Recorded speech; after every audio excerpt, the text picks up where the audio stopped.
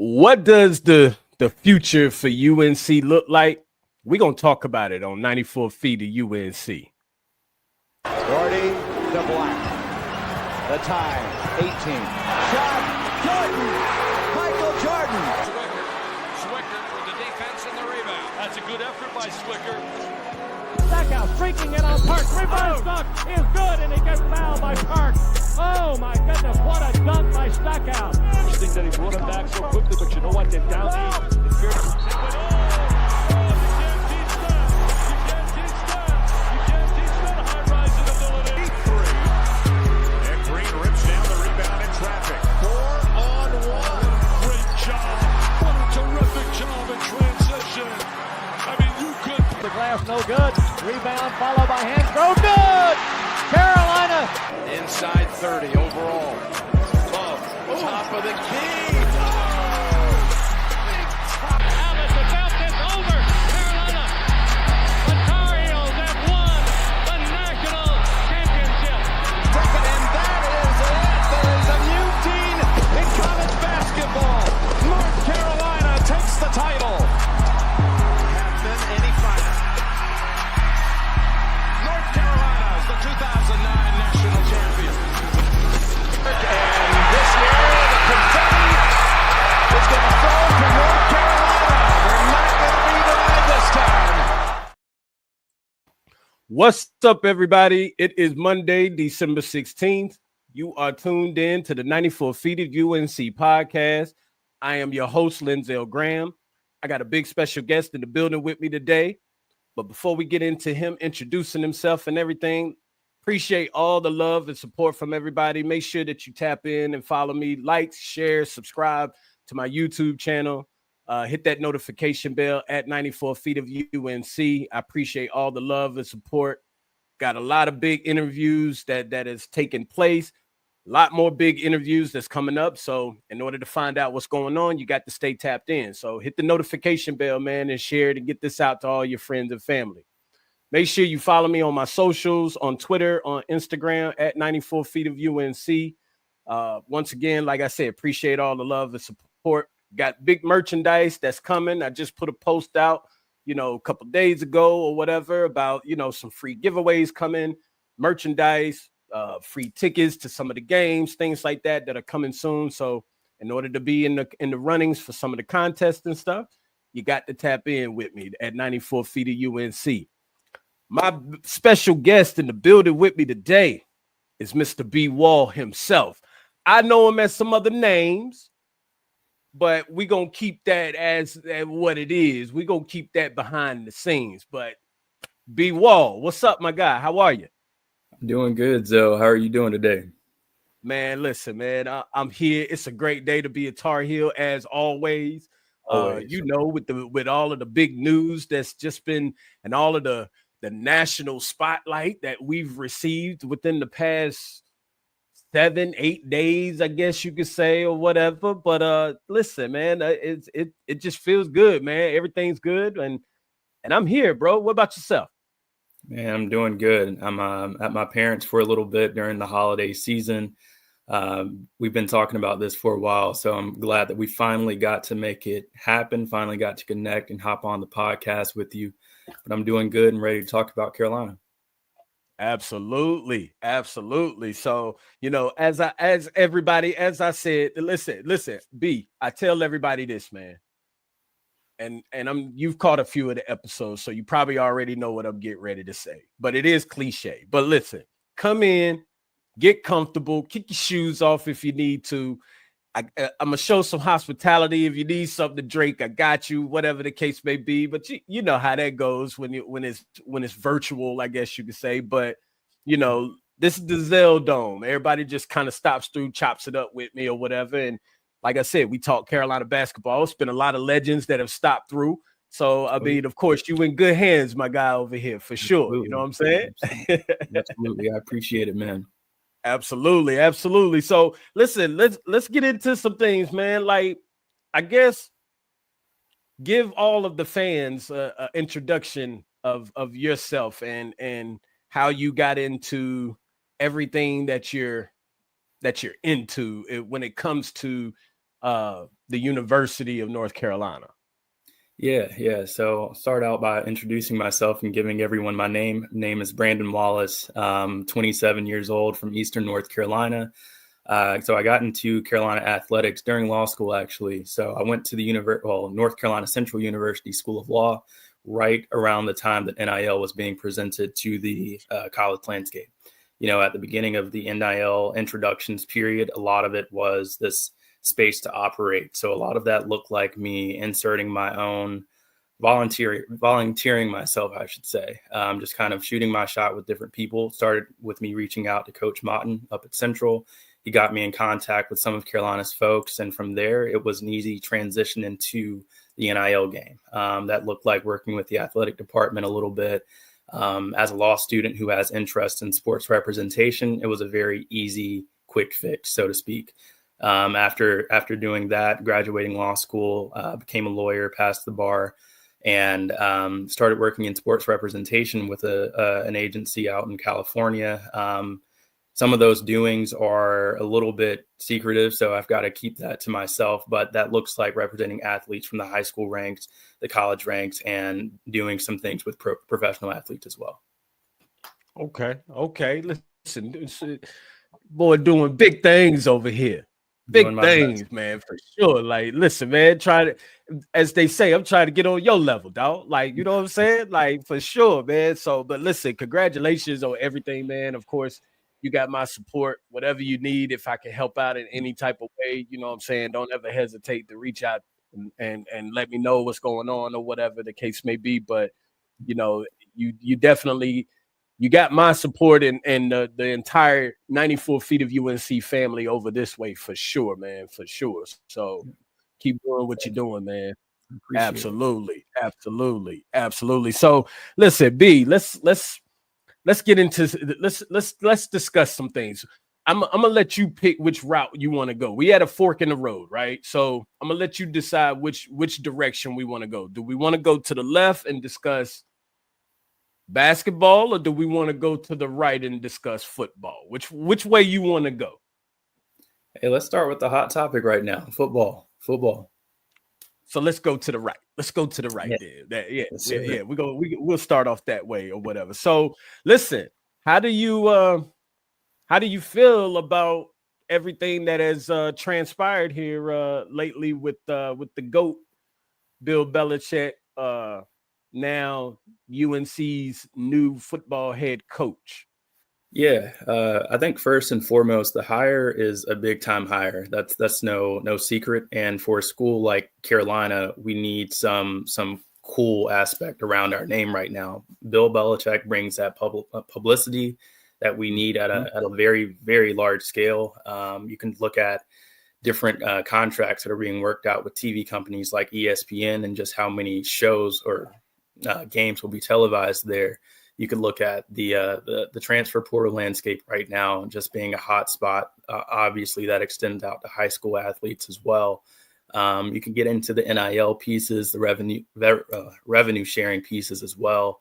All of that stuff, Bill Belichick comes along. He furthers that popularity, that publicity, all of that stuff. That's something that Carolina needs, and how that affects other sports, be it basketball, baseball, lesser revenue generating sports. It's just a positive thing, no matter how you look at it. Carolina as a whole, we do need to become more of that cool school, as much as I hate to put us in that parameter, but we do. We kind of a little bit slow of getting up to date with how, the NIL scheme, kind of slow, just getting, how should I word this? Just getting our footing under us, I should say. So I think this is a positive direction in that.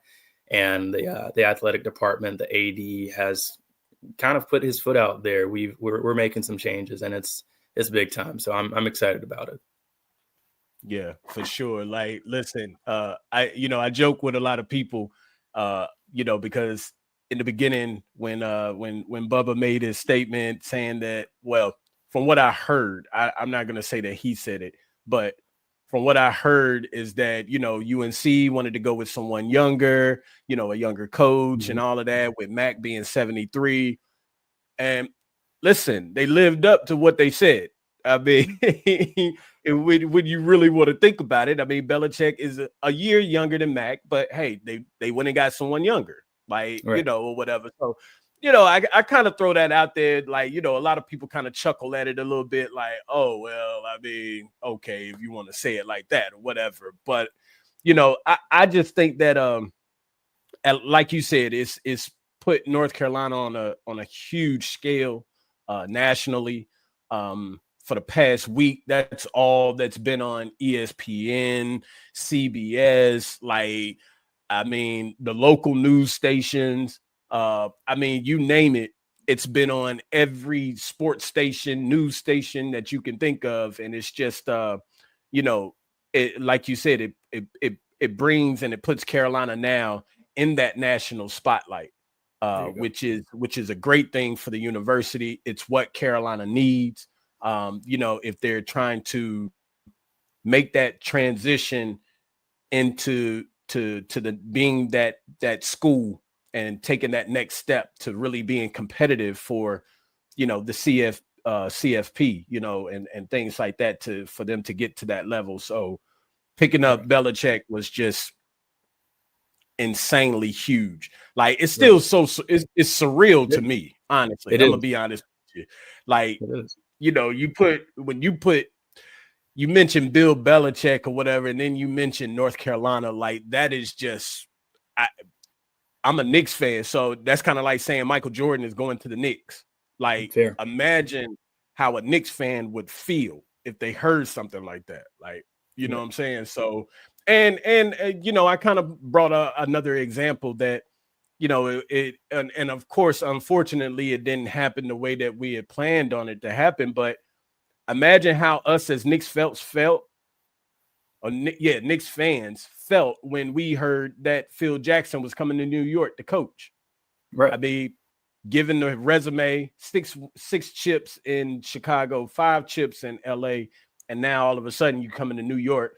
I mean, the first thing that Knicks fans is thinking is, oh, another 4 chips for him, 4 or 5. Knicks is finna win some natty, some championships and things like that. Like, but it just didn't happen that way. But it's still on that scale, with someone of that magnitude.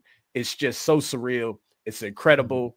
I mean, welcome to Chapel Thrill, Bill. Like, we got to start inculcating that, I guess you could say, or whatever, like, just bringing all of that together, man, because Chapel Hill is just on fire right now. It's on fire right now. And it's great. The atmosphere is great. The energy is great. And just looking forward to some big things in the college, in the UNC football world or whatever, but also in college football. So just looking forward to it. Let me ask you this. What do you think that this pickup does for college football? Like, I know I just kind of just mentioned it or whatever, but it's huge, not only for UNC, but what is it going to do for college football? That's a big question. I think first off, it does set a precedent. Any coach with the name of Bill Belichick coming down to the college ranks. I think one difference between college and pro sports, like to your Phil Jackson reference going to the Knicks, is that Bill coming from a professional setting where, you can draft your players, you have players who have made it. There's a lot more that they're less easily influenced, I should say. That's what I'm looking for in the professional game. Right. Like when you have a coach like Bill coming towards the college ranks, getting high school guys and college guys who want to make it to the biggest of stages, his influence, his pedigree is something that they take into account a lot more so than the recognition it gets on the pro level. So I think first off, looking at the precedent that it sets for, other P4 teams in the country, like those around the likes of North Carolina.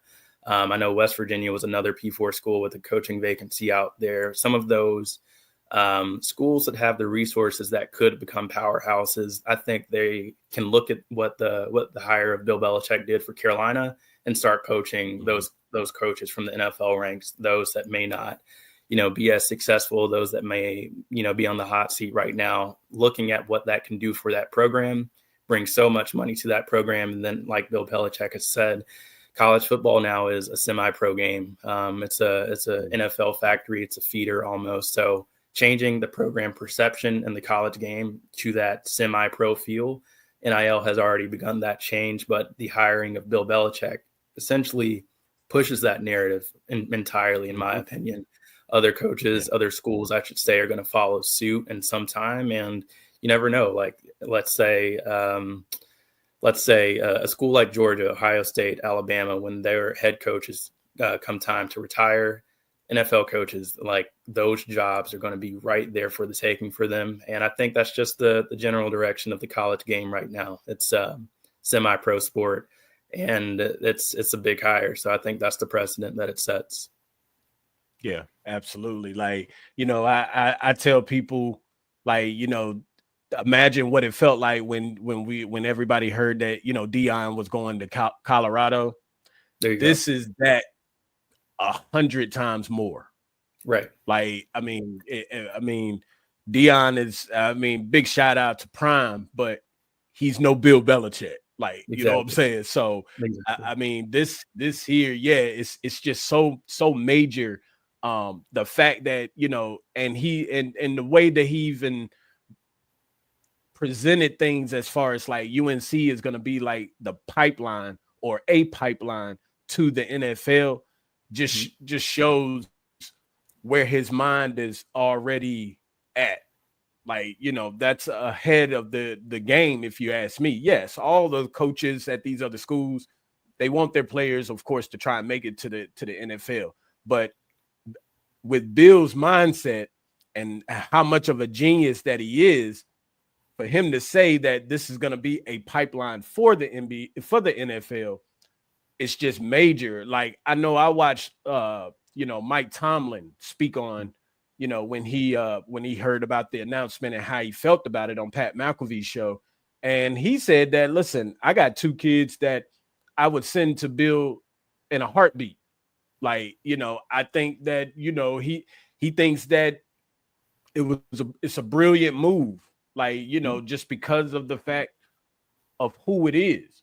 Like, a lot of people is wondering whether or not can he coach on the college level. Well, number one, it's totally different than coaching guys that make millions of dollars and that have egos versus coaching college kids that they have no choice but to study your method and your system. Right. For them to get to that next level, because like you said, his pedigree just speaks for itself. His name speaks for itself. His accolades, everything just speaks for itself. So the kids that come in to play, well, I don't want to keep calling them kids. The young men that come in to play under him are going to learn so much, and they're going to tune into everything that he is teaching them, which is going to make them better for that next level, because that's Bill's focus as to trying to get them there. So I think it's once again, like I said, I think it's amazing, bro. I think it's still so surreal right now. I'm excited. I wish football season was starting next month. I'm gonna be honest with you, and I'm gonna be honest with you. I'm not a college football head. Like, there's that. I don't watch college football like that. I'm not an advocate, but right now with Bill, listen, I might have to start up a football show, man. We might have to do something a little bit different and change up the format here and start up a football show and start getting in the stats and all of that and stuff, man, because I'm just excited about it. I'm excited about, number one, the games and how they're going to play. But I'm most excited about, the process now. Right. Who's he going to bring in? What players is he going after in the transfer portal? What players are going to decide to come back that have entered into the portal? Like, all of that right now is just so intriguing. It's it's one of them things, like, if you're not a UNC fan, you're keeping an eye on it. Like, I'm sure other coaches out here are watching what moves North Carolina is making. I can Right. almost guarantee it, like, because of the fact Bill Belichick puts fear in a lot of these coaches in college football. Like, I don't know if you saw that interview, that press conference interview with what's his name from NC State, Coach, yeah. where he Doran. I know that's his last name, but he made the comment like, "Yo, I'm not, of course, that's Coach Belichick, and he has to respect and all of that or whatever. But I'm not worried about that program.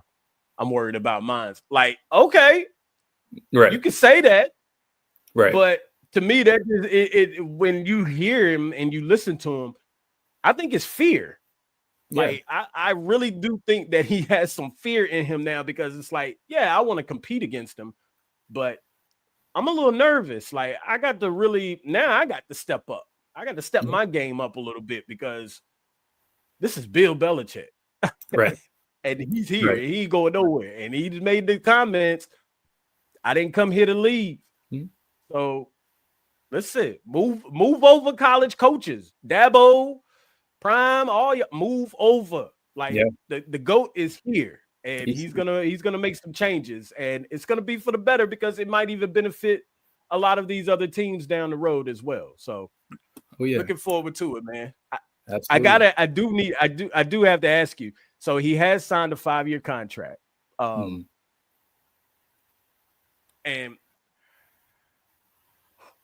out of those 5 years, how many ACC titles does he win? Just your opinion, hypothetical. I'm gonna say 3. I'm going with 3. Yeah, I'm gonna say 3. I've got to see more out of Clemson and utilizing the transfer portal. I'm not worried about any other team in the ACC. Clemson is a powerhouse name, of course. They're always going to be competitive. I'm not worried about any other team with Bill Belichick there. So I'm going to say 3, 3 to 4. I think the first year is going to be a very good season, of course, but I really think that we're going to see the benefits of what, the Bill Belichick effect is in year 2, year 3, year 4, year 5. So I'm going to say 3 as a safe answer, as a minimum, actually. 3. Yeah. Ooh, that's I'm not gonna lie. That's pressure. It is. That's pressure right there, B. I ain't gonna lie, because I had him at 2. Yeah. It's Bill Belichick, and I'm putting a lot of weight into the effect that he will have on players. You kind of alluded to it yourself. Just saying, you weren't super into college football prior to this happening, and I'm thinking along the lines of that hire does that for a lot of people. North Carolina has always been a basketball school. That North Carolina has a ton of fans within the state that are basketball fans because of the program. Now, a lot of those fans, and I'm right there with you, I haven't been the biggest of college football fans in my life, but this hire brings about a lot of excitement to the program. And with excitement comes money, and with money comes success. That's how it works out. So Bill Belichick brings a lot of that. He's going to bring a lot of that. And any football player, any athlete's parents, whoever it may be, if I had a kid being recruited by schools, I'm reaching out to North Carolina and saying, hey, Bill, will you recruit my son? Will you offer my son? He knows what it takes to get there. And I know I've heard a lot of talk about, the college football game is much different than the pro game, but I'm looking at on the field success, and I'm thinking about football minds. I'm putting Bill Belichick's football mind above any other coach that I've ever seen in the sport. And that's just how I feel about him. And football is football. On the field stuff is going to be the same. It's X's and O's. It's defensive and offensive schemes. Bill Belichick has that. Yeah. So, and he's going to assemble a staff. He's got the budget to assemble a staff.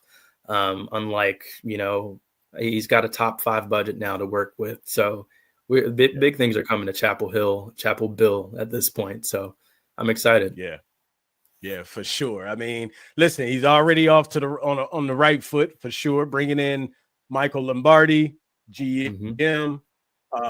He's going to keep Freddie Kitchens. He retained him, which is a good thing. And I mean, listen, he's already let it be known that a lot of his guys from the NFL are, he's going to to see what's going on with them and possibly bring them in. So, I mean, like you said, I mean, it's just it's exciting, bro. It's exciting. So I gotta ask this one: how many national championships does he win in 5 years? Now that's a tougher question. Right? It's a tough question. In 5 years, my I'm gonna say one. This is the hopeful piece of me. One is obviously winning any championship is a very tall ask, and it may not be one. My more realistic expectation is just for us to make appearances in the college football playoffs. Whatever happens from there, it happens. But that's something that Carolina hasn't sniffed. Since the 80s or 90s, perhaps. I'm not too sure on that, but college football playoff berths is something that I think is more realistic. It's attainable. It's something to get excited about. And at that point, depending on how the year looks relative to other teams, anything could happen. So I'm going to say one, just being hopeful. That's what I would love to see. Would love to see that in Chapel Hill, becoming a football school. I'll say becoming a football school too. Not just a football school. Carolina basketball will always be the bread and butter of that program, the athletics department, but becoming a football school too is something that I'm looking forward to. So one is hopeful. College football berths, I should say, is the new expectation around town. So that's what I'm looking forward to most. I got you. And last question: how many games does he win next season? Yeah. Have you seen the schedule? I have seen the schedule. I've seen the schedule. I've seen the betting lines, and they've got it set at 7.5. And I've told everybody to spam the over. I'm going with 9 to 10 wins next year. Double digits is well within the realm of possibility with the schedule that I'm looking at. 9 to 10 wins, and I'm going to say I'm a glass half full guy. I'm going with double digits. So let's say 10. Okay. Yep. I mean, I gotta ask you, what teams could they possibly take an L from that you may think? Because I got them going undefeated. Yeah, that's just a big hot take that I'm taking. I'm on the ledge by myself right now with that. Like nobody else has decided to join me on the ledge with that, but I got them going undefeated. I do see a couple of challenging games, but I can see them overcoming them and winning them. Because majority of the schedule, if you ask me, I think is weak. I really do think it's weak. So I'm just curious to know what games you might have them taking an L to in. Yeah, looking at the schedule, I believe that TCU game, I know it's in the works of being moved to a Monday night game. That's big time.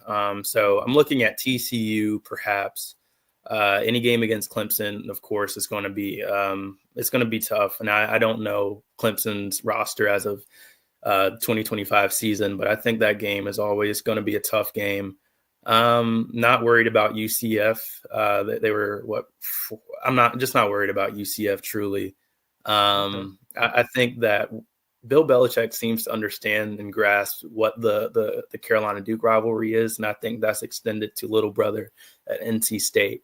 That coupled with the quarterback comments and the head coach comments already, and kind of getting immersed in like that Carolina family and understanding how much hatred is towards NC State.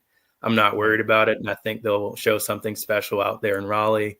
So just looking at the schedule, honestly, I could see TCU being difficult. I could see Clemson being difficult.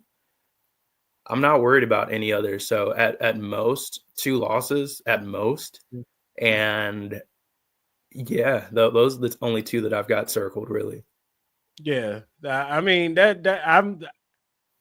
can see that. I can see those 2. Clemson was definitely one of the ones that it's iffy for me that it could go either way. The other one that I actually had UCF, and I had them beating TCU. But I mean, TCU is tough. They can beat you on any given night. You know, a lot of the times they just pop up out of nowhere, and they're one of the top 4 teams in the country. I mean, Exactly. they just happen to creep up like that all the time. So, you know, do. they're very unpredictable, I guess you could say. UCF, you know, they're one of those that could, if you're not careful, they're kind of like a JMU sleeper type team that you can if you're not careful with them, and it's in Florida. So if you're not careful with them, then you could possibly, you know, catch an L from them as well. But I do see the Tar Heels prevailing. Over. I see them undefeated. Definitely beating Duke and definitely beating NC State. That game in Raleigh is going to be crazy. For sure. Right. I'm excited for it. I might have to get some tickets for that for sure. Oh, right man. But then again, I don't know. I don't know if I want to go over there in Carolina Blue and all of that rig, man. So, yeah, it's not. I don't think it's healthy right now, like too much. So, you know, but it is what it is or whatever. So, yeah. But big shout out to Bill Belichick. Welcome to Chapel Thrill, Bill. Like, you know, welcome home. We're glad to have you. We can't wait to see what you do and present and put out on the court. Oh, well, on the field. And they might need to change the stadium name to the Belichick Stadium. Like, I mean, you know, Keenan is cool, but yeah, you got to listen, you got to give Bill something. So what are you going to give him? Because they probably won't change the name on the stadium. So what you going to give him? Belichick Field? Right. You're right. Honestly, that's talking about continuing on with the pitch. Belichick, you gotta give that man his credit. Don't let us win a championship, because hey, at that point you can have the stadium name as well. But you're right. He's got to have some recognition. I like the idea of him just Belichick's Field as well. So yeah. Because right now, what is it? Chris Smith Field, I think. Yep. Something like that. Chris Smith Field. Who is Chris Smith? Good question. Great question. Great question. I've been trying to figure that out. I'm gonna be honest with you. I got a real close friend, big Carolina fan. His name is Chris Smith. So when I seen that, I had to text him, and I was like, "Yo, man, they named the field after you?" He was like, "Yeah, it was an easy pitch, man. I gave him a pack of Skittles, and they just said, like, you know, hey, it's yours." And I was like, man, that must be great to just pitch something so simple like that. But, you know, it was crazy, man. But he was like, nah, I don't have that. Ain't me as Chris Smith. I don't know who that is, but hey, it's cool because now he can run with it and be like, yeah, that's me. Right. That's me. That's me. That's crazy. But yeah, big shout out to Chris, man, for sure. So, all right, B. We got to back up, put the car in reverse, man, because now we got to go left. We got to go left, and we got to discuss the round ball, man, and the 94 feet of UNC. First off, let's just what are your thoughts on this year's season thus far? I guess I could say. Thus far, being honest, I've been disappointed. I've been disappointed in the production on the court. I will say, before the season started, looking at the roster, I had some question marks, and I sent out a number of texts to a number of folks just saying that this team feels more top 25 type of team rather than that top 10. I believe we were ranked 9th in the preseason. I disagree with that. So top 25 ranked team is something that I think we'll probably live up to as the season progresses. The schedule, of course, with being in the ACC, very down year for the conference. We'll find our way back in there. But I've had a lot of questions, concerns about this roster in general. And I do think that we'll see a more positive, more optimistic outlook here going forward. Looking forward to what we show against Florida at the Jumpman Invitational. I really do believe you're going to see a much more concentrated effort on behalf of the entire team. But to this point, disappointed is the best word I can say for our expectations and a program like Carolina, we are spoiled, and we expect Final Fours every season. So regardless of who we put out there, we're expecting to be the best of the best, and we just haven't been that this year. Yeah. Listen, all the blue blood schools expect the Final Four every year. Like, I got a lot of Duke fans or Duke friends. They expect Final Four every year. Same thing with Kentucky, same thing with Kansas. The blue bloods are always going to expect that. The expectations is always going to be high, regardless. Like, I don't think there's any way to get around that, you know. But I'm like you. It's a big disappointment. Once again, and it's we as Carolina fans, we put ourselves in this position because of, like you said, the expectations. So when we don't perform well, then now, we are spoiled. That they didn't call us the wine and cheese crowd back in the days for nothing.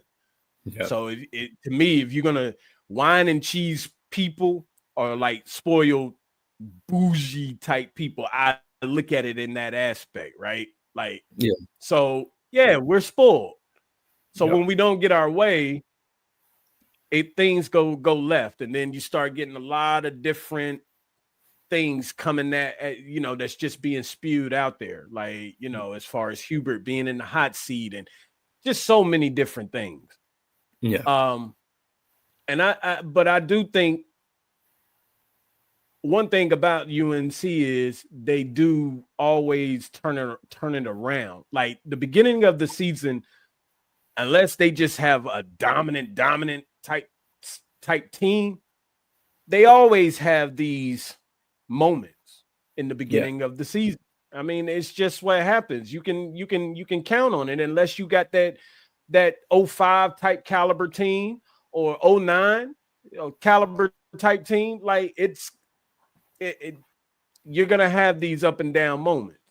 Like you're talking about in 09 and 05, you're talking about two teams that only between the two total losses, 7 losses between the two of them. Like so when you're that's dominant. North Carolina don't have that this year, and some years they just don't have it. So expect the up and down moments. But they always turn it around, and it's always a different type team once you get into January. The beginning of January, mid-January. Like it seems like the team just turns things around always after the holiday break. I mean, just when you're visualizing and seeing it, like that's just the way that it's happened for quite some time now. Like and like once again, until we get that dominant type team, that's what's going to happen. The team is trying to figure out. You got all of these different weapons, a lot of really good pieces, but this team is still learning how to play with each other. On top of the fact, you're learning to play without that front court presence that UNC fans have always known about, basically, like, which is put us in that spoiled category. Like we've been spoiled.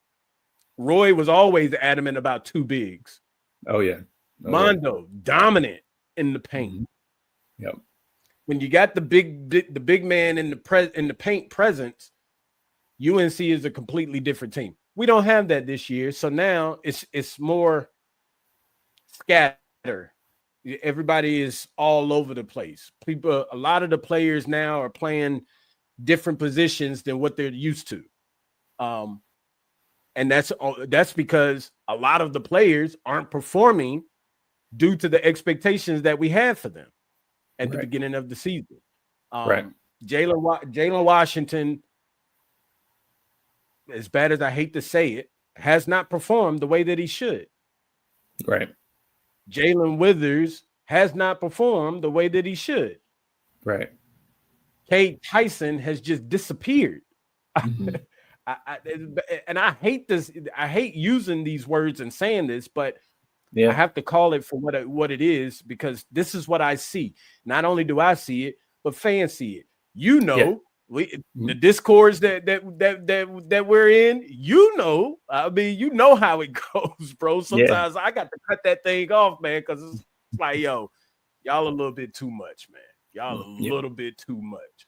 Yeah. So what do we do about that? Because with Cade not playing as much as he should, now that's bringing in Drake Powell, who to me is not a 4. I've always tried to figure out why everybody keeps saying Drake Powell should play the 4. He should do this. He should do that. I can't see that. I just can't see it. Not at 6'6".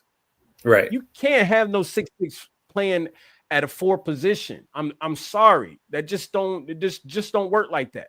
So when Cade is 6'7", almost 6'8", whatever you want to call it, is not performing. Okay, now Drake Powell has to come off the bench, and you sometimes you might have to throw him in that position because Withers isn't playing anything. Lubin right now is probably the best front court player that we have right now that is putting in work. Right. So what do we do about that? Like, what do you think about that? Like, am I off or am I right? No, you're completely right. We have a team where we have an undersized backcourt and no real post presence.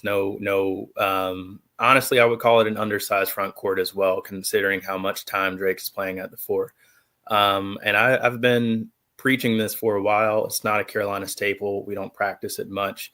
But I think that it's worth exploring a 2-3 zone. That zone allows Cade essentially to get on the court. Cade he's a non-factor in just about every single game we've played, with the exception of maybe American, but we won by 52 points, I believe. I believe that 2-3 zone, we're getting pummeled on the glass for the most part, most games.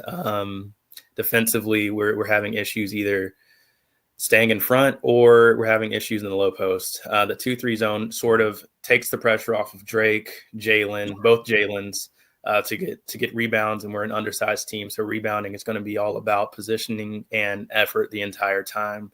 But I think most importantly, like beginning of the season, we were scoring 90, 100 points. And these most recent games, our offense is stalled. Our offense is going to be our calling card the entire season.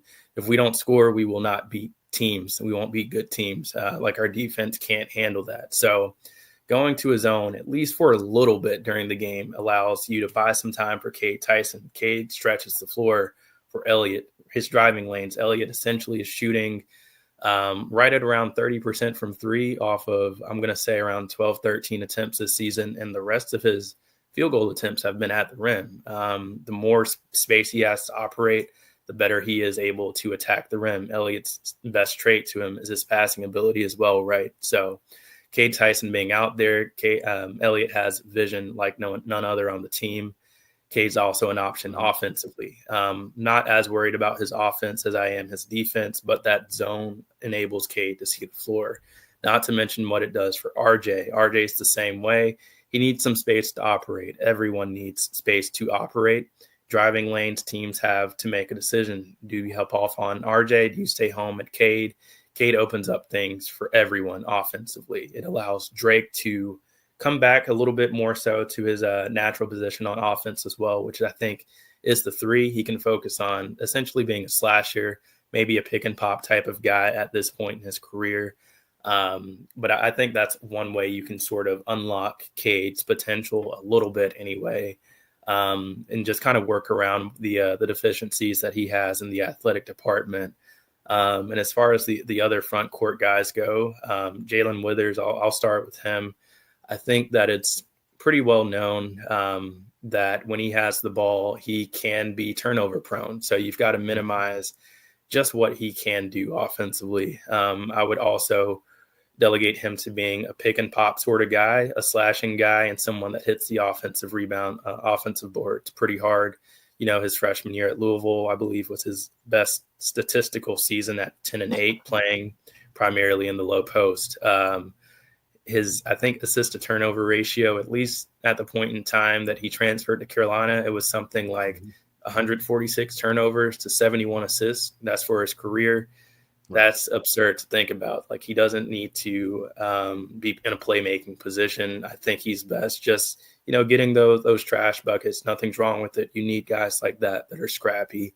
I would have him just being a slasher, being an athlete, really crashing those boards, setting good screens, and obviously continuing some solid defensive play. And I think lastly, Jalen Washington, not too sure what's going on there. At this point, I'm led to believe that it has to be confidence related. He's seen his minutes steadily dwindle down from about 23 minutes to start the season to about 12 to 15 minute or 12, 15, 17-ish minute range. He's not really looking for his offense as much. Like we saw him, I can't recall what game it was, but recently at the top of the key, wide open for three. He's being passive. We need those shots up. He's someone who can stretch the floor. And for a team that's struggling offensively as well as defensively right now, we need options. So finding him, unlocking some of that confidence, kind of fine tuning those minute things that allow him to see the floor more. He's almost averaging 1 foul per game off of a moving screen. Like, little stuff like that just builds up in the foul department, which means that he has to come off the floor at some point earlier. That can't happen, especially for an upperclassman.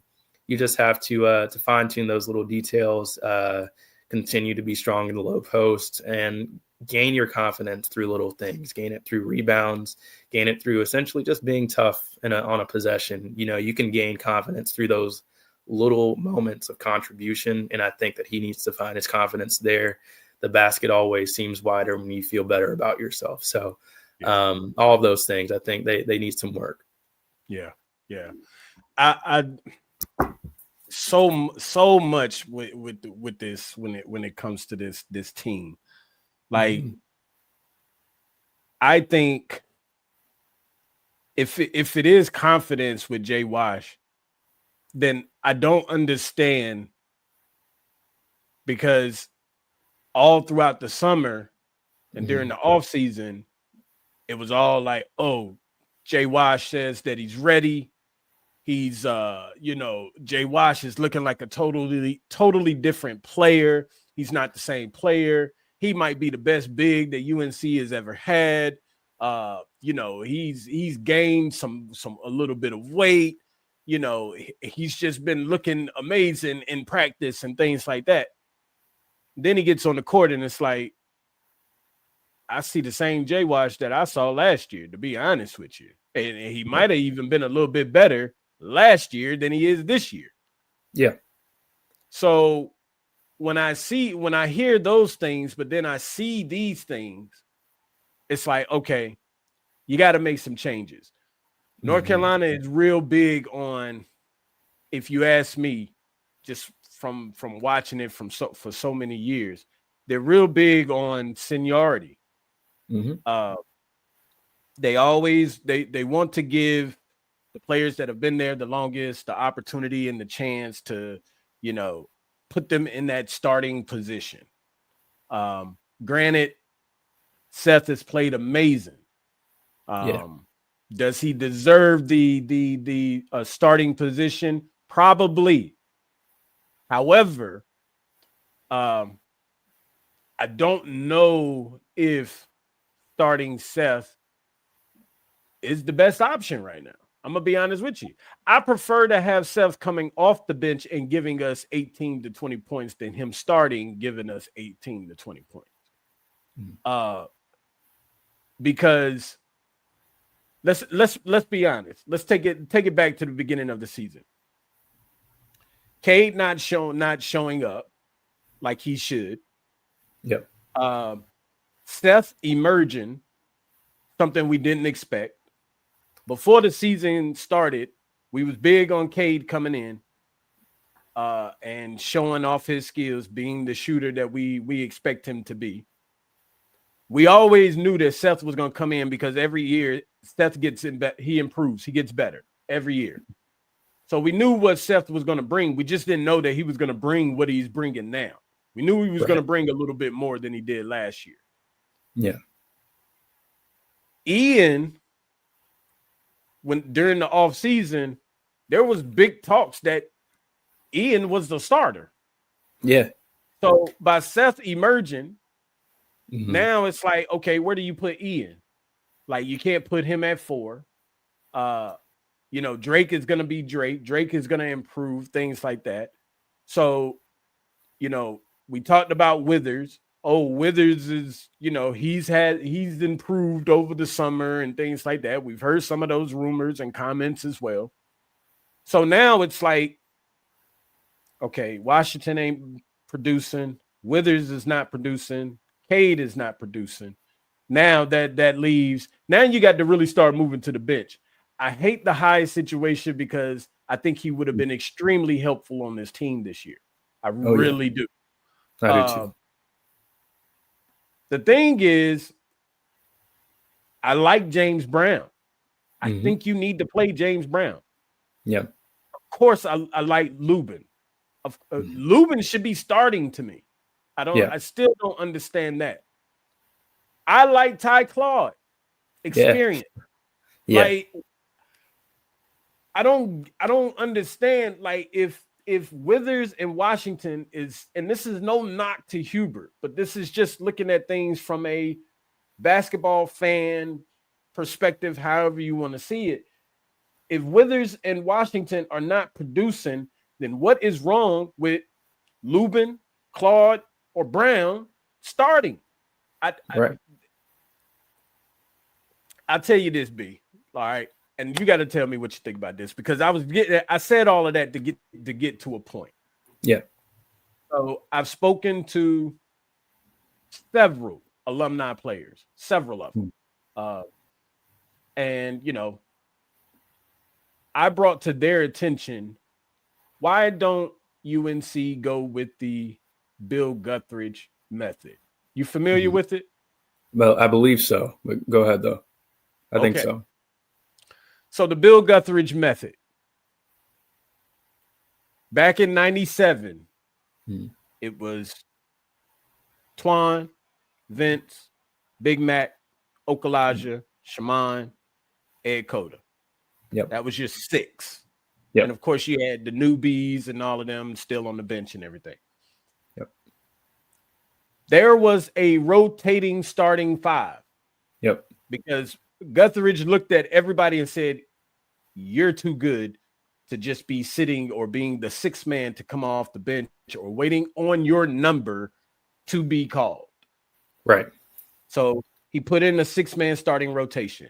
Every game, somebody had to sit out. And I mean, a lot of us was looking like, oh man, this is the game against Duke and Twan isn't starting. But, you got Cota, Shaman, Okalaja, Carter, and Big Mac are all the starters or whatever. Twan's got to come off the bench. So, of course, we had those thoughts or whatever, like, oh, how is this going to go? But I'm going to be honest with you. I think it worked. I think it's perfect for Hubert to go to in this situation, in this case. And the reason why I say that is because there's a few things that it's going to do. Yeah. Number one, every week teams are preparing for you, right? They know you're starting 5 pretty much because Hubert won't switch it up. Right. Doe, Davis, Trimble, Withers, Washington. So during that week, that team is preparing. All right, we know who their starters are going to be. What is Carolina's one of Carolina's biggest issues so far this season in the first half? Those bad starts. Terrible starts. Yeah. Right? Teams are preparing for that. This is how we're going to get out. This is how we're going to attack. This is what we're going to run. Yep. Why not change up the lineups due to and based off of who your opponent is? If Carolina plays Duke, right? And I give you two examples. If Carolina plays Duke, do you start Elliott, RJ, Seth, Jalen, and Jalen? Or do you see what Duke has, know that they don't have nobody under 6'5", right? Mm-hmm. Right. And then you say, okay, they have nobody under 6'5". I'm going to start Lubin. I'm going to start Ian. I put RJ at the point, put Ian at the 2, RJ at the point, Ian at the 2. Give me Drake at the 3. He's a little bit taller, solid defender in my eyes. I mean, just as good as Seth. Seth might be a little bit better, but he's got more height, right? Yeah. Drake at the 3. Lubin at the 4. And then you can put Washington or Withers or whomever at the 5, right? But you got to go big. Yeah. Now, it might be different against Boston College. Sure. Like, not only that, but if you go to Boston College, okay, I haven't been playing Cade that much. I'm going to put Cade at the starter in a starting position. Let me put him out there so that now he can kind of get into a flow, get into a rhythm, get some shots off, build up his confidence. Yep. Because that's clearly one of the issues. But not only that, at the end of the year, guess what it helps you do? It helps you retain players because players are going to see that, hey, it's a 40-game season. At least 10 of the games this year, I might be starting because coach is doing a rotating starting 5, whatever the case may be, based off of who it is that we're going to play. That's going to boost up a player's confidence. Sure. It's going to keep in the back of their mind like, hey, coach put this in play. He put this in motion. I think I might want to stick around because I think I could be better next year. Instead of, I didn't get a lot of burn this year. I'm going to the portal. Because let's be honest. Let's be honest, B. If the season ended today, where does Cade Tyson do? We don't know. Completely opinionated. If season ends today, I think he's gone. He's gone, right? Yeah. So why not rotate your starters? Like, I ain't gonna lie. I text Adam. I had to, because Adam talks to Coach Davis all the time. Adam Lucas. Yeah. I texted him and I said, listen, next time you talk to Coach, please, whatever you do, just ask him. I just want to know what he thinks and what he says about it because I think it's the perfect plan. But what is it that we're doing? The Georgia Tech game. Then Allen Lubin started and played 2 minutes, and then Jay Wash came into the game. Why? Let the man get some burn. Yeah. Let him even build up his confidence even more because let's be honest, he might be the best front court player that we have, but he probably is not playing to the level that he should be playing at it either. Right. So I agree. I just don't understand if Hubert has made these comments like, if I need to start rotating players or if I need to change up the starting lineup, things like that, then I'm open to doing that. But it doesn't look like it. I think the whole Lubin thing and Drake starting was to say, okay, I did it. All right, so now what? It is what it is. Like to get some of these media and critics off of his back a little bit about changing up the starting lineup. That's what I believe that could have been the reason why. I don't know. Right. And I mean, it's Hubert's team, of course. And I mean, whatever he decides to go, then I mean, it is what it is. But if things aren't working, right, and try something, try it. It at least you can say you tried it. It may work. Right. It may not. Right. But at least you said, you know what? We did try that. Yeah. I think the Bill Guthridge method is amazing. That was the first coach that I've ever seen do something like that. I think it should be included in college basketball a little bit more, but mainly in North Carolina, especially with the year that we're having. Just change up the lineups. I think James Brown is solid. I think he's solid. I mean, he might not be the offensive threat that we need at the moment, but the kid he's edgy. He can get in, rebound. He's a big body. Ty Claude just has experience. Start him at the 4 if you need to. Try something. Right. Just try things a little bit different. That's all. The 3-guard lineup, everybody says they love it. I've never been a big fan of a 3-guard lineup. Never been a big fan of it. But if it works, then it works. Clearly, it's been working for UNC. But at the end of the season, I'm gonna go ahead and say it now. And this happens to every team at the end of the season. It's not just North Carolina. At the end of the season, the legs are gone from Trimble, Davis, and Elliott. Yeah, every year. The legs are gone because you done burnt them out the entire season. Yeah. Because everything relies on them. Your thoughts? What do you think? Yeah, so I've got a few idea or thoughts, and I should say I've got a lot of ideas, but of course not any answers to. So to your most recent point, like you, I'm not the biggest fan of 3-guard lineups. I'm going to shout out my guy Sherelle McMillan here. He shared with me a stat last year. I believe the average height of an ACC 3 last year was 6'4", 6'4.5", something like that. And that sort of changed my perspective of that 3-guard lineup. I'm very accustomed to seeing a 3 at like 6'7"ish. Like that's like my ideal height for a 3. But with that said, and with that in mind, with the roster that we have, it's just kind of difficult to, in my opinion, to go big at the 3 right now. I'm not super comfortable with Cade starting or being the primary 4 at this point, but to supplement what you're saying, I do think we need to see some change in the front court. I'm not sure if Cade is starter material at this point in time. And I wanted to speak on that Seth point. That was big for me. Seth to this point he's been our best player. That's how I feel about him right now. And this is going to be unpopular, but first off, I don't think Seth can come out of the lineup necessarily, but I look at our 2 guards and Elliott and RJ. They both can't come out of the lineup for their own respective reasons. But at the same time, I think that smaller backcourt is hurting us. Elliott's play recently, he's been kind of erratic with a lot of his passes, lots of turnovers, unforced turnovers, coupled with the lack of shooting, low percentage from 3. Teams are slowly backing off of him again, packing the paint a little bit.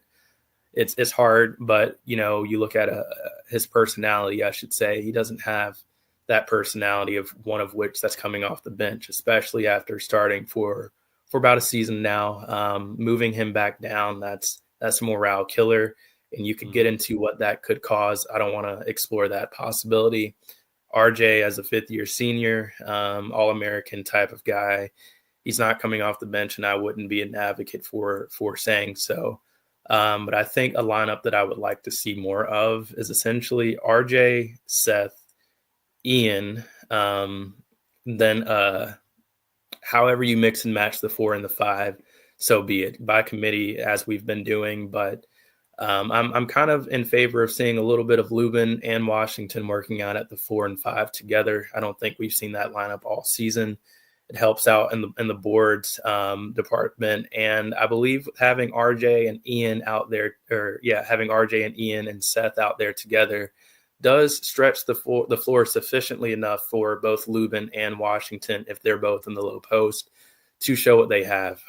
We need some low post option. That's how an offense works. I think, with RJ's shooting numbers regressing over this season, I would honestly attribute that to a large part not having a low post threat. Everyone can essentially fixate on RJ defensively.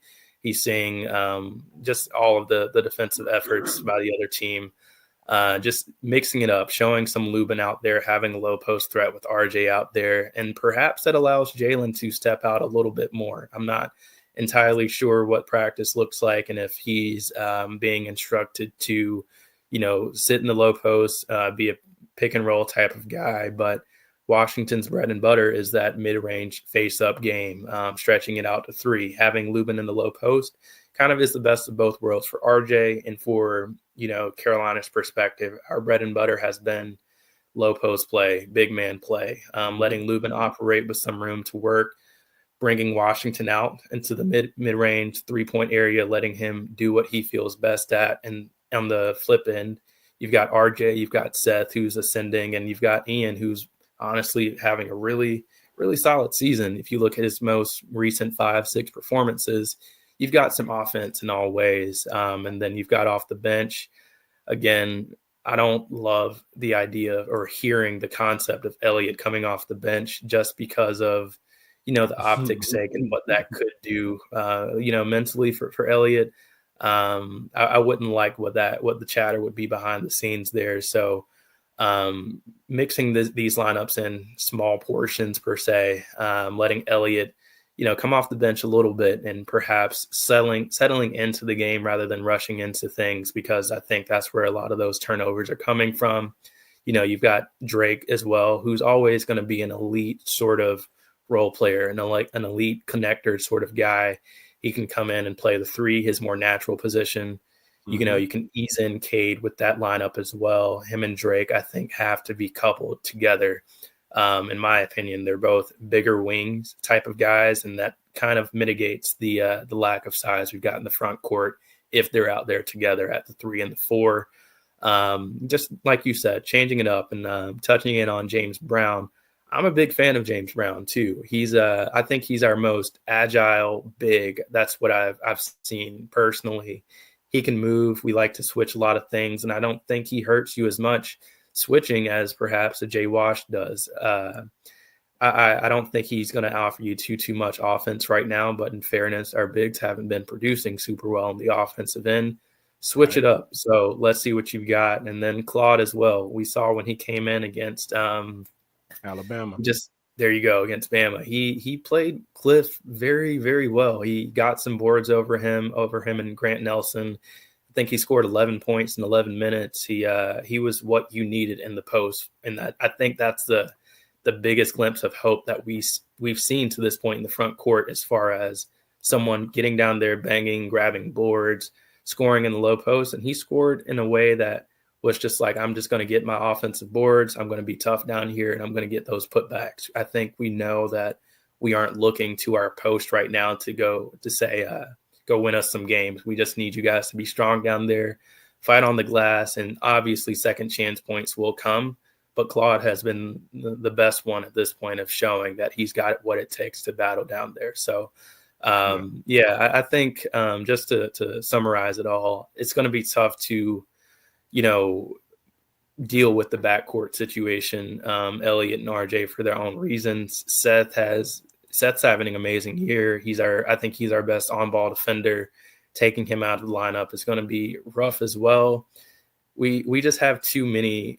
The personnel reminds me a lot of Roy's last season, where we had Walker Kessler, Armando, Day'Ron Sharp, Brooks, and then our backcourt looked like Caleb Love and RJ and Kerwin. We had a bunch of guards and a bunch of bigs. And this season we've got a bunch of guards for sure, and no one big that's ready to grasp that spot. And it's just causing we don't have the size in any position that we needed, and we don't have the production in the spots where we need it most. So I have ideas. I don't have answers, like I said earlier. But I guess the best answer is if something's not working, change it up. And just keep rolling with that. We've got LaSalle up next, which should be an easy W, I'm assuming. Use games like that when you can to experiment a little bit. And, if you see something that works, give them more minutes than just 2-minute stints like with Val, and just see what you can make happen. Yeah. Well, I will say this. When I do speak on as far as the rotating the players, for the starting positions, some players just have to come off the bench. I'm not saying like as far as like all start rotating all 10 or or something like that or whatever. But I guess my thing is, you get a set number of whatever players you want, But then those are the ones that you put into a starter rotation. And then you keep your other one, your reserves, for the ones that come off the bench. Right. Right now, like you said, the front court hasn't really produced anything. But people like Ty Claude, you have to utilize them. Mm-hmm. The man was number 1 in the ACC in offensive rebounds last season. Right. Number 10 nationally. Right. Yep. You can't leave that sitting on the bench if you have nothing in the front court. You just can't. And yes, he might be 6'8", but 6'8", number 1 in the ACC, above Armando, above Harrison Ingram, above PJ Hall and Ian Schefter, all of them guys, and Efton Reed, and above all of them, 6'8", and you're number 1 in the ACC, number 10 overall in the country. That says, that speaks volume. If anything, that man might need to start. Yeah. You put him at 5.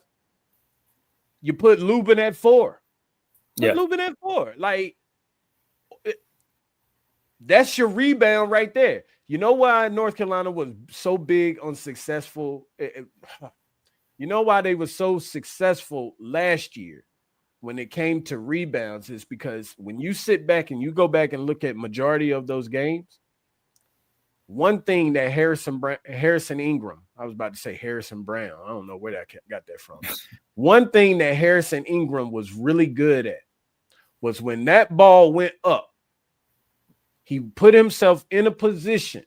If it came off the rim, he was tapping it back out to the guards.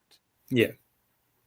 Regardless of whether he grabbed it or not, he put the team in a position to where he could tap it back out to the guards for another possession. That counts. Right.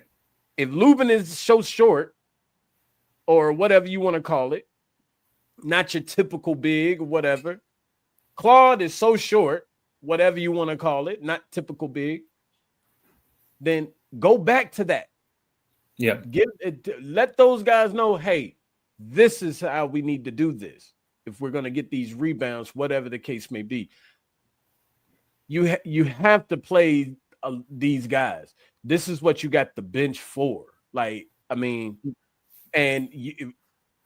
Everybody already knows that, it's one of those things like, is Hubert going to play the bench and this and that and the third? Well, guess what? You ain't got no choice this year. You got to. He has to. You got no choice this year. So since you have that option, utilize it in different ways. And like I said, I'm not saying like starting Cade against Duke or starting Cade against Alabama or the Kansas game or something like that. But the lower type of games, Stanford, Cal,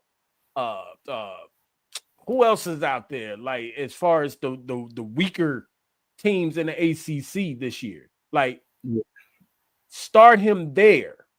Fair. And let him build his confidence up. Put him in the 3 position. Yeah. Put him in the 4 position. But give him the chance to get out there, get some shots up, build up that confidence. That way now, moving forward, you're not burning out Seth, RJ, and Elliott. Right.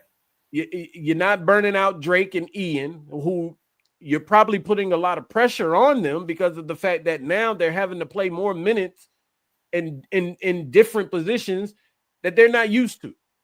Right. So and I think, sorry, go ahead. No, you good. You good. Go ahead. Yeah, I just wanted to, this kind of reminds me of something I was mentioning recently. I think sort of that mindset of, perhaps with this team, we're going to have to adjust to the opposing team in sometimes in some regards. And I think that goes back to a philosophy. And this was the conversation that I had pretty recently.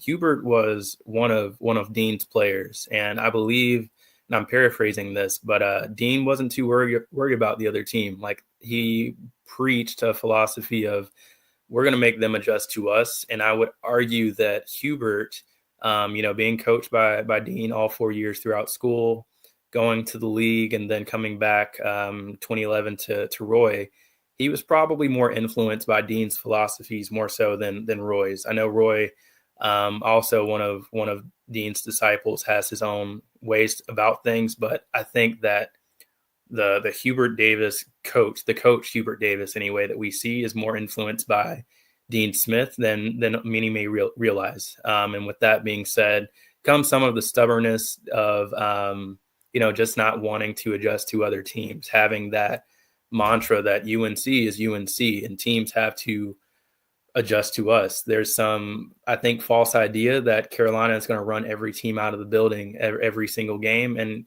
being honest, there are teams that can match our speed. There are teams that can match our athleticism. We aren't like a blue blood in today's time isn't a blue blood in the 90s. There's a difference there. Basketball as a whole, across the landscape, the average player, in my opinion, is better now than the average player was 30, 40 years ago. Hence, more Cinderella stories, more random schools anyway, to winning championships these days.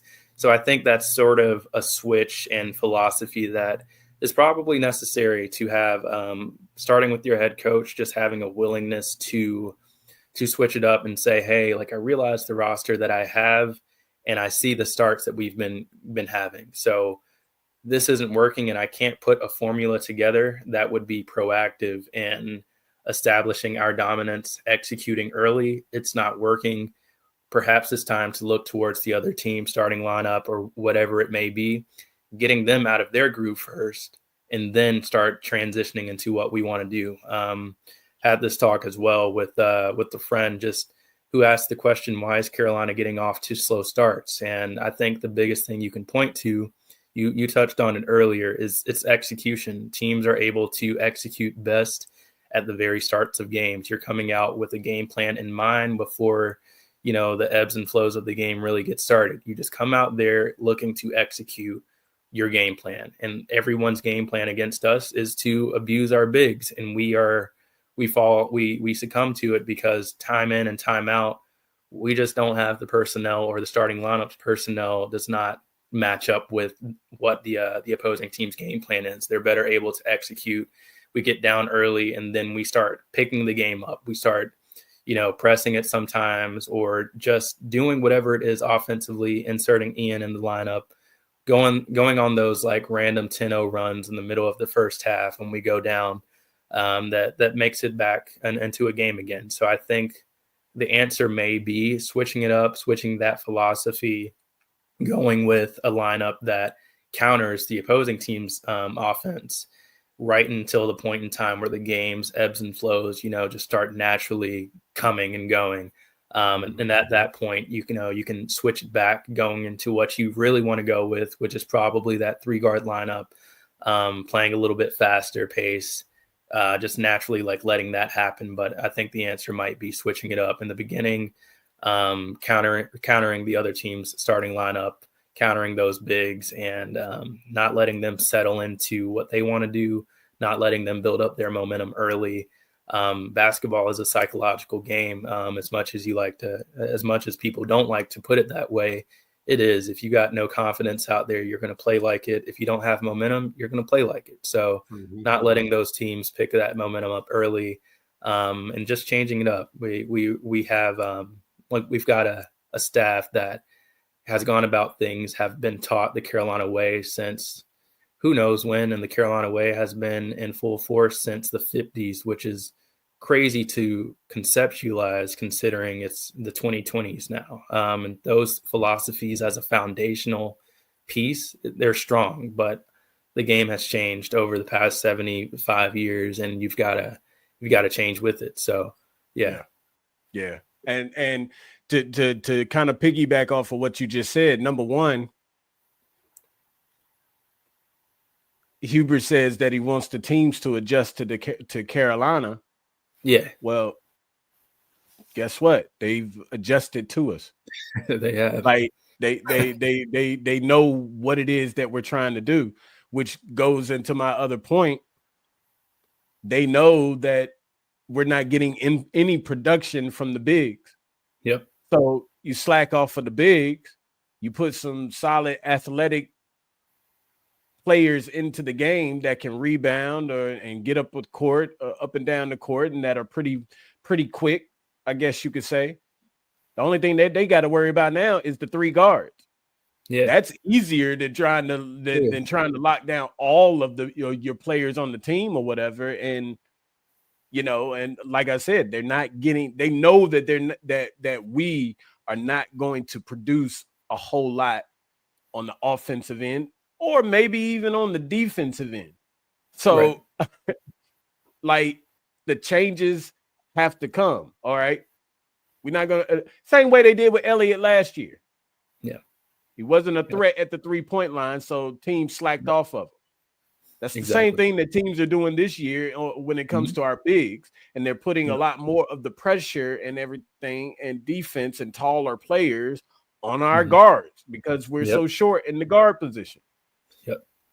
So, I mean, like you said, it's time to adapt, figure out what's going on. And then, like you said, once the ebbs and flows and everything starts to happen into the game, okay, we're still in the game. All right, now let's put our guards in there. Let's run like we plan to do. The changes just have to be made. They have to be made, like, because what's going on right now is just not. It's not working. So, I believe that Coach Davis will figure it out, but at the same time, I mean, take advice from others. Right. If advice is being given to you, like instead of coming off like, nah, I'm gonna do it like this. Well, sorry, Hubert, love you to death, my guy. If you ever hear this, but it ain't working. Right. It's just not working. Like, right. You got to make changes. Yeah. You got to make changes. So have to. Oh man, it's just this team. They give you headaches. They give you headaches, man. Yeah. Oh man, like and I you know what, B? I think we have the talent. We have the talent. It's just not being utilized the right way. Yeah. Yeah. I think, to me, that's the problem. I agree. I do think I'll say I think we have the talent. I think our ceiling will be limited essentially because of where that talent is allotted at. Guard play can go a long way in March for sure. We've seen it a number of times. I always think about that UConn team in 2011, I believe. That was a strong guard-led team, and it can happen. It's just that our talent, the like distinction between our bigs and our guards, the talent is so it's guard heavy, and I wonder how long that's going to carry us. I don't know how long it will sustain us at this rate. And teams we beat Georgia Tech by 3 points, I believe, without Kouassi Reeves and Javian McCollum, 2 of their better players. And at some point you have to wonder if the bigs do continue to perform how they are. Let's say like defenses kind of catch on to Seth and RJ. Like, what happens if they have cold games against bad opponents? What happens if they don't show up when we need them most against big opponents? Like, a lot of variance, but that's why I think, like you said, to your point earlier, Carolina does play best around January into the February months. I'm thankful that we had a pretty challenging schedule out in Maui and just generally in the early pieces of the season.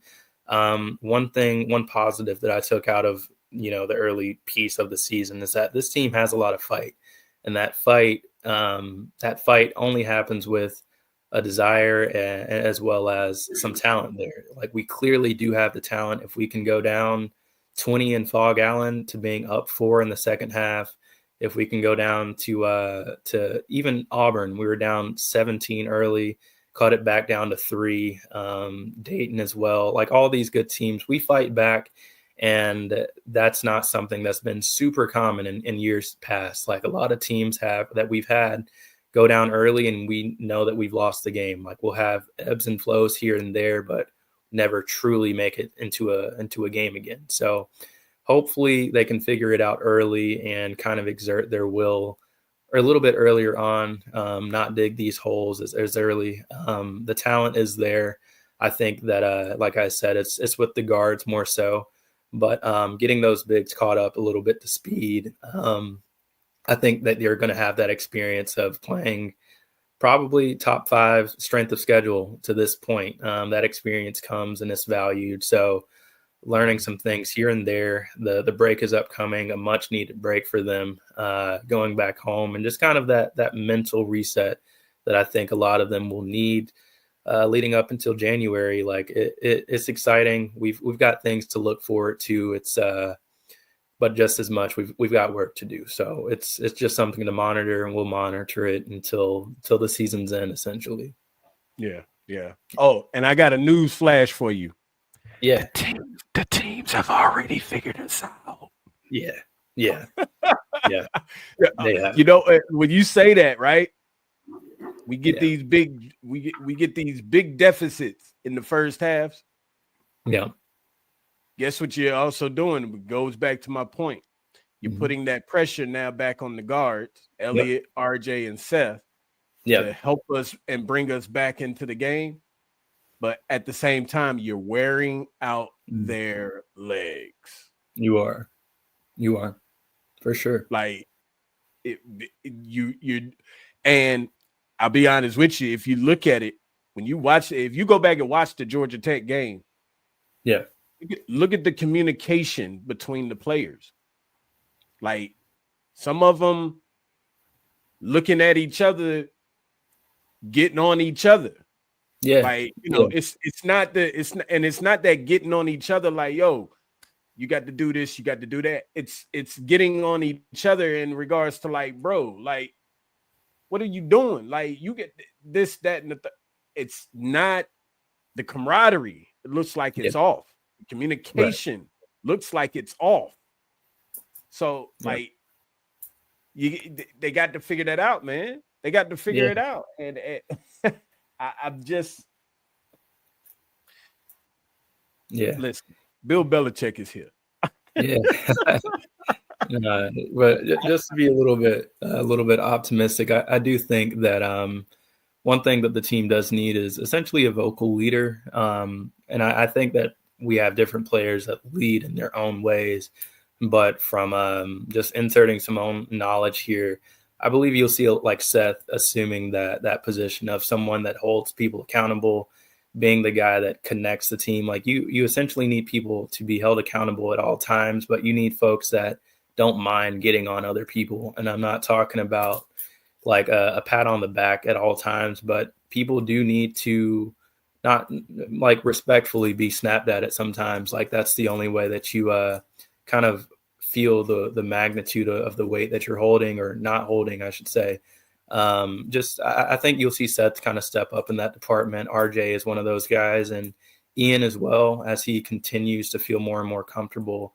I think that's something that we'll see a lot going forward as he plays more minutes. So the accountability pieces, people speaking, like this is a quiet group of guys. Honestly, like most of them are to themselves, and that stuff kind of shows its face on the court and times where you need guys to step up and get on each other's butts, so to speak. So as that kind of shows itself throughout the season, and as we go forward, more guys stepping into that leadership position, and I think that's nothing but a positive for everyone. So that's something to look forward to.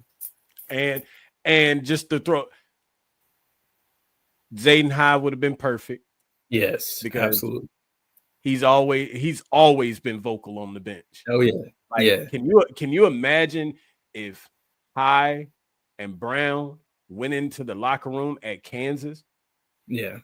Like, can you imagine? Because they say that Brown went in there and used some choice of words with the guys in the locker room. Can you imagine with him and High together? Right. Not to mention if Brown is being that type of leader on the court, but not getting any PT. then to me, that's building up aggression, it's building up energy and things like that. You got to put him on the floor for him to get it out. Yeah. I think that would earn minutes for him if I was coach. Like just seeing that alone, seeing that that's what the team needs, he should play more almost from that alone, considering the front court issues. So yeah. So I don't know. We'll see what happens. We'll definitely see what happens, man. I mean, I never thought that I would sit up here and actually say like I love UNC. I do. But I'm more excited about football. I am too.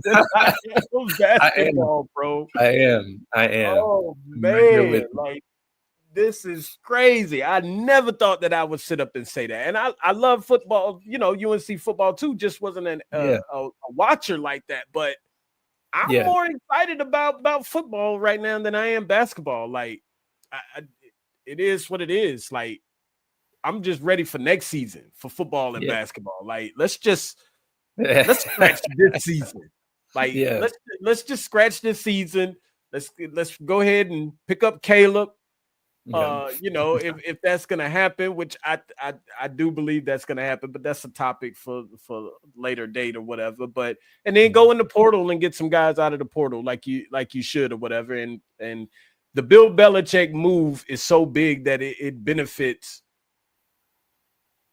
college. It benefits UNC basketball as well because of NIL money coming in and all of that and stuff. So thank you, Coach Belichick.